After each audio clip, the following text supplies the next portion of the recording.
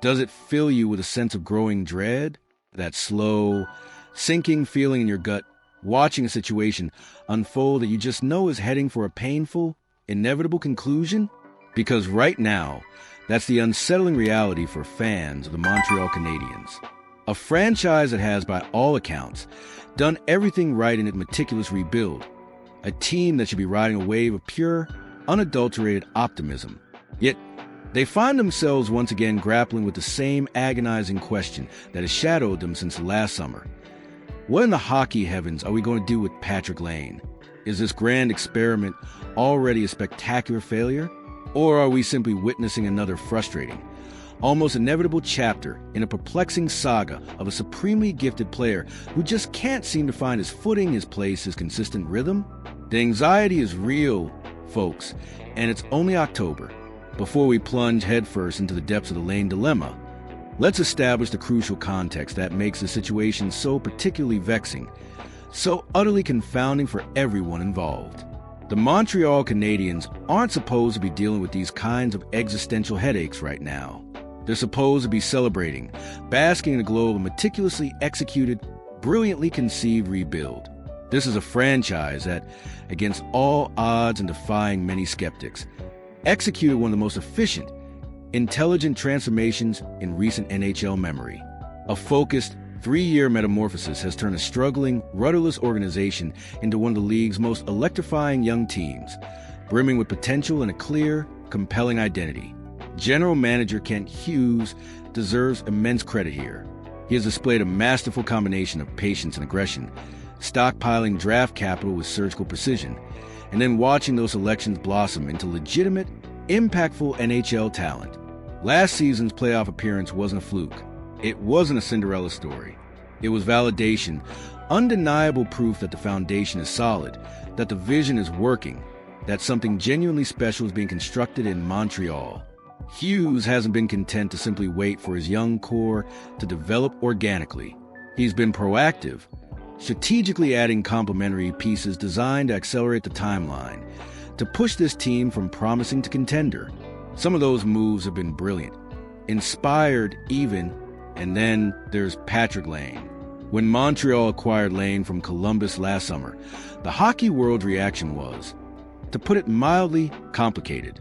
On one hand, you're getting a player with one of the most lethal shots in the entire league, a pure sniper who can alter momentum with a single flick of his wrists, a power play specialist whose offensive ceiling is legitimately elite, a former second overall pick whose raw talent is undeniable. When Laine is dialed in, when everything's clicking, he's absolutely mesmerizing to watch. A game breaker in every sense of the word. On the other hand, there's a track record. The maddening inconsistency, the constant movement between organizations, the persistent, almost baffling inability to find a permanent home where his immense talent can flourish without the accompanying drama and disappointment. Laine's career has been a bewildering odyssey, a dizzying sequence of dazzling peaks followed immediately by perplexing valleys, stretches of brilliance interrupted by long periods of invisibility. It's the kind of pattern that makes general managers nervous, that keeps coaches up at night wondering how to unlock consistent elite performance from a player who seems allergic to it. And now, just months into his Montreal tenure, those familiar, ominous warning signs are flashing again. The whispers are starting. The trade speculation is building momentum, gaining an almost unstoppable force. Enter Caleb Kern of Heavy Sports, who's just thrown a fascinating, almost surgical proposal into the mix. Send Laine back to Columbus in a straight one-for-one swap for 24-year-old forward Yegor Chinakhov. At first glance, it seems almost too straightforward, too simple. But dig beneath the surface, and you'll find a proposal that addresses fundamental questions about identity, system compatibility, and the ruthless pragmatism required to build a legitimate championship contender. This trade proposal would be a big deal for both teams, Kern stated, laying out his rationale with surgical precision. The Canadiens add a young winger who plays sound defensively, while the Blue Jackets can offer Laine a fresh start to facilitate a bounce-back season. Let's examine what Montreal will be getting in this deal, because Yegor Chinakhov represents something Canadiens desperately value: reliability, consistency, and a relentless work ethic. Chinakhov stands 6 feet 1 inch and weighs 203 pounds and was Columbus' first-round selection, 21st overall, in the 2020 draft. Last season, he posted 15 points in 30 games while demonstrating exactly the kind of two-way reliability that makes Martin St. Louis' system function. He's not flashy. He won't dominate highlight reels with highlight reel dangles or 40-goal seasons, but he brings consistent effort, defensive responsibility, and a developing offensive game that could slot perfectly into Montreal's middle six forward group. He's the kind of player who makes everyone around him better, the connective tissue that holds a lineup together, the unsung hero who does all the little things right. For Columbus, meanwhile, this trade would be a calculated gamble, a bold bet on redemption. They'd be welcoming back a 6 feet 4 inches, 208 pounds forward who recorded 33 points in an injury-shortened 52-game campaign last season.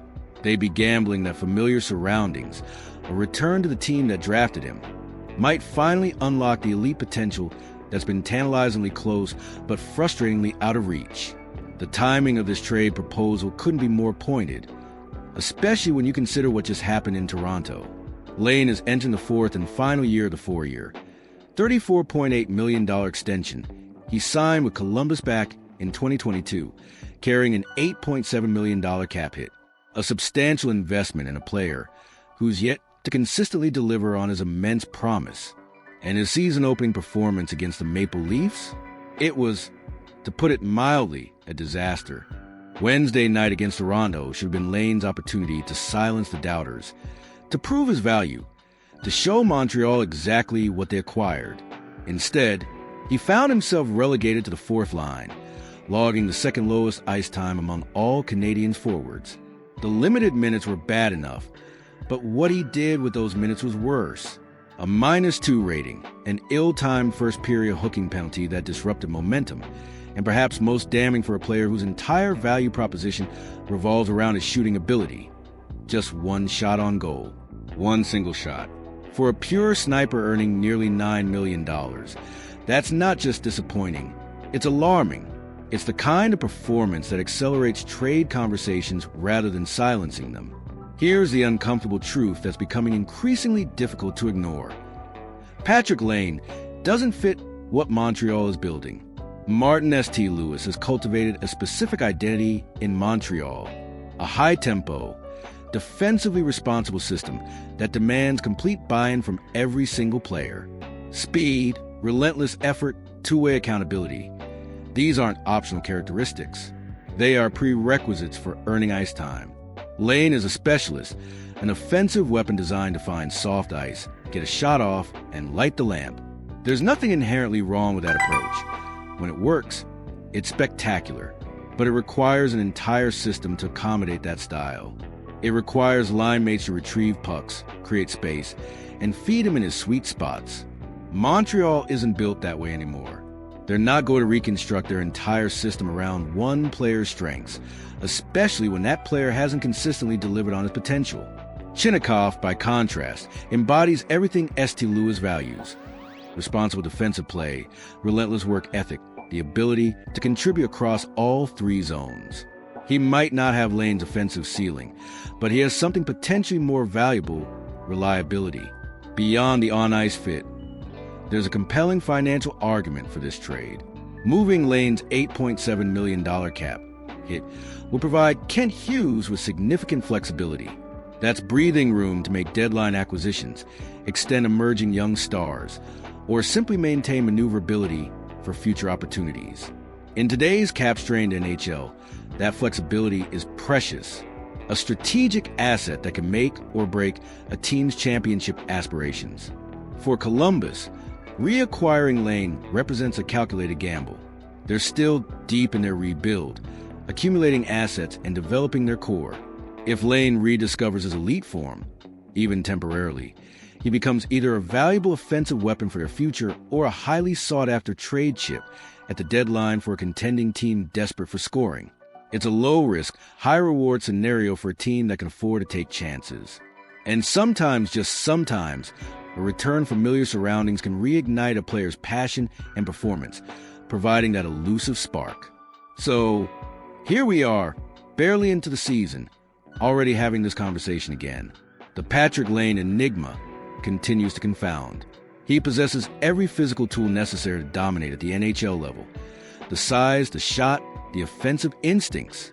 Yet he's consistently struggled to find consistency, to establish a permanent home, to fulfill the enormous potential that made him a second overall selection.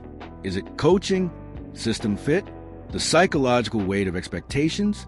At this point, does it even matter? What matters is that Montreal is building something special, something that demands complete commitment to a specific identity. And if Laine can't or won't adapt to that demanding style, then his future, unfortunately, lies elsewhere. The dread comes from watching the same pattern repeat itself across multiple organizations, multiple systems, multiple opportunities. This proposed trade isn't flashy. It won't generate massive headlines or sell jerseys, but it might be exactly the kind of smart, pragmatic decision that separates good teams from championship contenders, recognizing when a talented player simply isn't the right fit, and having the courage to move on. What do you think? Is it time for the Canadiens to cut their losses and make this move, or should they give Laine more time to find his game in Montreal? Let us know your thought in the comments below. We want to hear your take on this complex situation. And if you found this deep dive informative, please hit that like button. Subscribe to our channel for more in-depth analysis, and share this video with your fellow hockey fans. Your engagement helps us bring you more of the content you love.